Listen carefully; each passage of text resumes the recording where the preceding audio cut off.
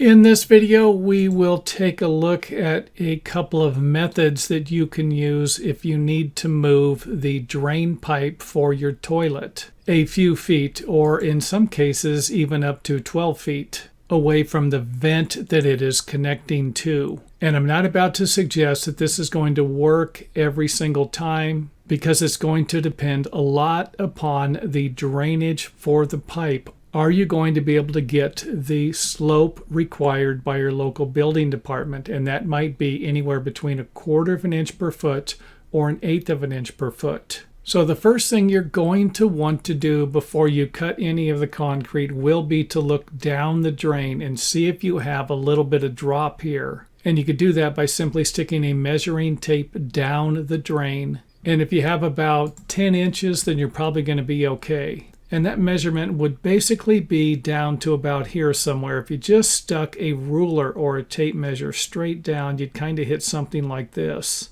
I'm not suggesting that you take the tape measure and stick it all the way down the drain, because in reality, this is the measurement that's going to matter the most. And if you can see that from the inside of the drain, then that's the measurement you're going to need. For example, if this is 3 inches and I need 1/4 of an inch per foot slope, then there's a good chance I'd be able to move this about 8 feet, maybe even 10 feet or 12 feet. And after you've figured that out, then you can go ahead and take out some of the concrete slab and the soil. And then you can cut the pipe at the desired location. I would not suggest cutting this pipe at all until you have figured out whether or not the plumbing layout you're going to use is going to work or not. Because if it isn't, you can simply fill this back up with fill material and re-pour the concrete. Because the last thing you want to do is cut this pipe in the wrong spot, only to realize that the mistake you made is now going to require you to remove a larger section of the plumbing.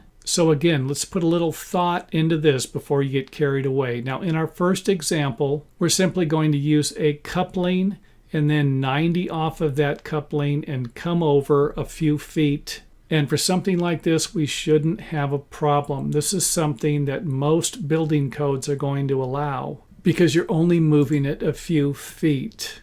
However, once you start moving the toilet more than 5 or 6 feet, then you could actually end up with some building code issues.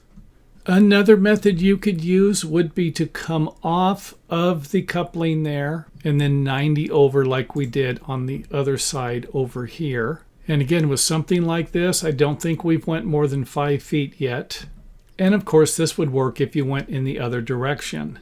Or you could always install a 45-degree fitting or a 22.5-degree fitting to end up with something like this. And this is actually something most plumbers or building departments are going to appreciate, because you've just reduced the amount of this by 45 degrees, if I've done my math correctly. And if you're going to do something like this, then the coupling here can move a little farther away. Now, the one thing I like about moving the coupling a little farther away than having it right up against the other coupling is that it will give you some room for error. Let's just say that I move the coupling over here and I glue all of my piping together and I find out that I'm 1 inch off. And if that's the case, I could either cut it right here, cut it somewhere over here, and add another coupling. But I really wouldn't be able to do that if I had to cut it right here. And I hope that makes sense, because that is definitely another thing you don't want to run into. You don't want to end up creating a problem to where you're going to need to remove this fitting here. And I couldn't end the video without suggesting that this is going to work for this particular design.